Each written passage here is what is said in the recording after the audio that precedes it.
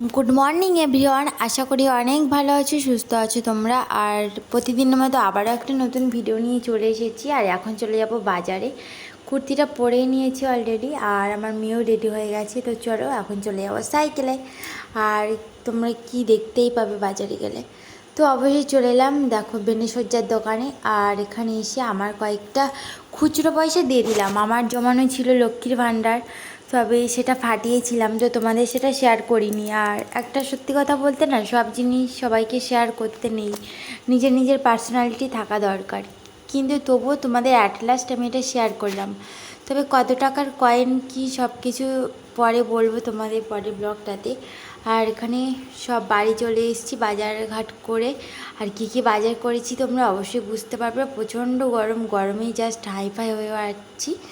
তো অবশ্যই চলে এলাম এই যে লক্ষ্মীর ভাণ্ডারটা নিয়ে। আর এবারের সাইজটা বেশ বড়। আগেটা একদম ছোট্ট একটা লক্ষ্মীর ভাণ্ডার ছিল, আর এবারেরটা অনেক কষ্টে ভালো দেখে শুনে তারপর নিয়ে চলে এসেছি। সেই দোকান থেকেই নিয়ে এসেছি, ঠিক আছে। তো এটাতে দেখি কবে আমি টাকা জমে জমে ভরতে করতে পারি। আর এখানে দুধের প্যাকেট নিয়ে নিলাম 500 গ্রামের। আর সব আমার মেয়ের জন্যই বেশি সব বাজার ঘাট করা হয়। আর এবছরের সেরা মরশুমের মানে বর্ষা মরশুমের এবছরের ফল আনারস। তো আনারস তো খাইনি, পাইনঅ্যাপেল যা অসম একটা গন্ধ আসছে না, মনটা জাস্ট ভরেই যাচ্ছে, একদম পাকা, প্রচুর উঠেছে বাজারে। আর এগুলো আমাদের এখানে 60 টাকা পিস নিয়েছে।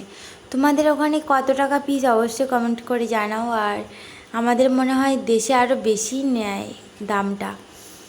আর এখানে দেখো কচু নিয়ে নিয়েছি রূপচাঁদ মাছ। তবে রূপচাঁদ মাছটা অনেক বছর পর নিয়ে নিয়েছি বাজার থেকে। আগেও খেয়েছি, না বলবো না, কিন্তু অনেক দিন আগে।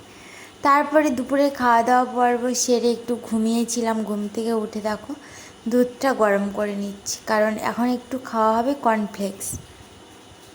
কর্নফ্লেক্সের জন্য সব কিছু আইটেম একদম রেডি। এখানে বাটি চামচ, এখানে রয়েছে চিনি দিয়ে দিয়েছি অল্প করে। আর আমার মেয়ের আমি দুজনে মিলে কর্নফ্লেক্স খাবো আজ।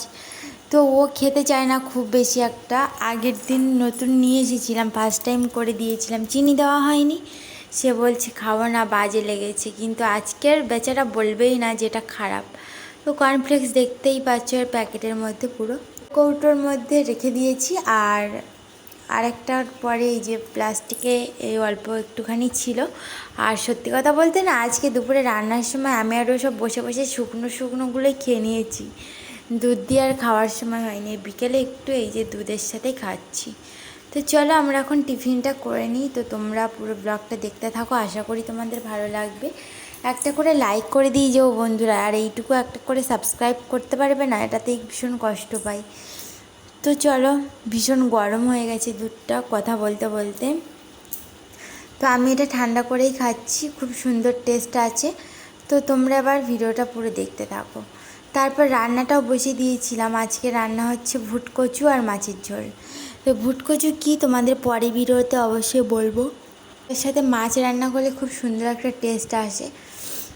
তো যে আনারসটা কিনেছিলাম না, সেটাই আজ কাটছি এখন। হঠাৎ দুপুরে দেখি যে আনারসের গা থেকে কেমন একটা মানে জল জল মতো বের হচ্ছে, যেন পচা টাইপের হয়ে গেছে। পচে গেলে যেরকম হয় সেরকমই। তাই জন্য আর এক মুহূর্তে দেরি করব না, সেই জন্য তাড়াতাড়ি করে কাটা শুরু করে দিয়েছি, খোসা ছাড়ানো। আর আরও দেরি করতাম, কিন্তু ওটা তো একদমই পেকে গেছে। তা বাদে রস বের হচ্ছে, হয়তো পচে যেতেও পারে, যা বলা যায় না। বাইরে থেকে যতটা সুন্দর দেখায়, ভিতরটা কি ততটা সুন্দর, সেটা সবজির হোক আর যে কোনো মানুষের ক্ষেত্রেই হোক না কেন। তো আমার কমেন্টের সাথে যারা যারা একমত অবশ্যই কিন্তু কমেন্ট করে জানিও।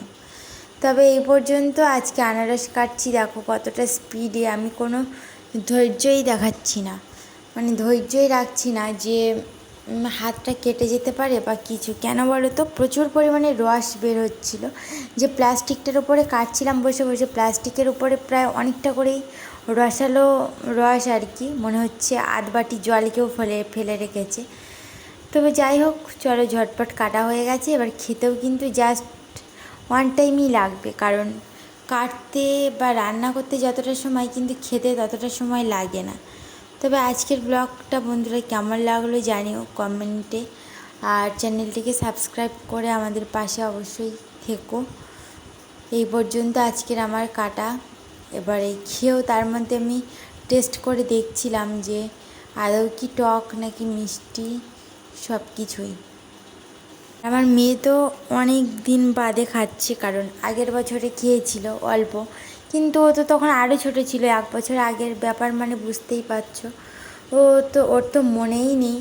তো অ্যাট লাস্ট ও একটা নিয়েছিল, আর নিয়ে কিভাবে খায় সেটা একদমই বুঝতে পারছিল না। তারপর ওকে আমি দেখিয়ে দিলাম, তো তবুও ও সেই চিবিয়ে চিবিয়ে ফেলেই দিচ্ছে, এরকম একটা ব্যাপার হয়ে গেছে।